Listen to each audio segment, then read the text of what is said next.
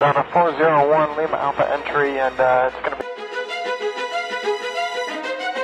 মাইলস্টোনে বিমান দুর্ঘটনার ঘটনায় নিহত হন ৩২ জন এবং আহত হয়েছেন ১৬৫ জন। এ পরিসংখ্যানের বেশিরভাগই শিশু। দুর্ঘটনায় বিধ্বস্ত হওয়া F-7 BGI বিমানটির পাইলটের আসনে ছিলেন ফ্লাইট লেফটেন্যান্ট তৌকির ইসলাম, যিনি শেষ দিকে ইনজেক্ট করে বের হয়ে যান বিমান থেকে। ঠিক ইনজেক্ট করে প্যারাশুটের মাধ্যমে বিমান থেকে বের হওয়ার আগে কন্ট্রোল রুমের সাথে কি কথা হয়েছিল তৌকিরের, অবশেষে সেই তথ্য পাওয়া গেল। তৌকির সোমবার দুপুর 1:06 সময় টেক অফ করেন কুর্মিটোলায় অবস্থিত পুরাতন এয়ারপোর্ট থেকে। এটি ছিল F-7 BGI বিমানে তৌকিরের প্রথম সোলো ফ্লাইং। তবে বাংলাদেশের মানদণ্ডে F-7 BGI বিমানে সোলো ফ্লাই করার আগে কমপক্ষে আরও 2 থেকে 3টি মডেলের বিমানে সোলো ফ্লাই সফলভাবে সম্পন্ন করতে হয়।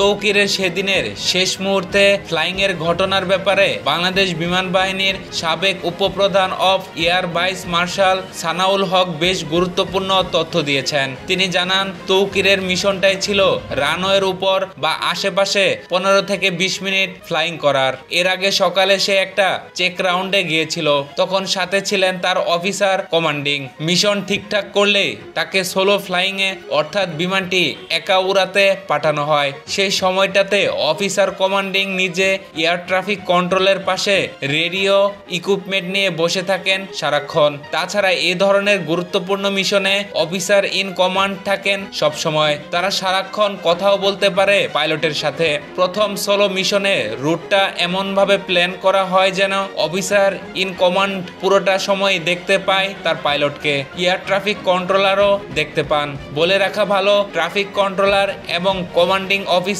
বাইনো কালার দিয়ে এই ধরনের সোলো ট্রিপ পর্যবেক্ষণ করতে পারেন খুব নিখুঁতভাবে। তৌকির প্রথমে একটা রাউন্ড ঠিকঠাক সম্পাদনা করেন, তবে দ্বিতীয় রাউন্ড সম্পাদনা করে সে যখন রানওয়ে 1-4 এর দিক থেকে অর্থাৎ টঙ্গী উত্তরার দিক থেকে আবারও টেক অফের স্থানে আসছিল, তখন অফিসার ইন কমান্ড লক্ষ্য করেন তৌকিরের বিমানটি অস্বাভাবিকভাবে নিচে নেমে যাচ্ছে। অর্থাৎ সেই রাউন্ডেও কিছু তৌকিরের ল্যান্ডিং করার কথা ছিল না। সাধারণত এই ধরনের ফাইটিং বা জঙ্গি বিমান 1500 মিটার উচ্চতা মেনে চলে। অন্যদিকে এই F-7 BGI বিমানটি ঘন্টায় 600 কিলোমিটার বেগে চলে, অর্থাৎ প্রতি সেকেন্ডে 1 কিলোমিটার। এ সময় অফিসার ইন কমান্ড তৌকিরকে রেডিওর মাধ্যমে জানান তার চেক বা নিরীক্ষা করতে।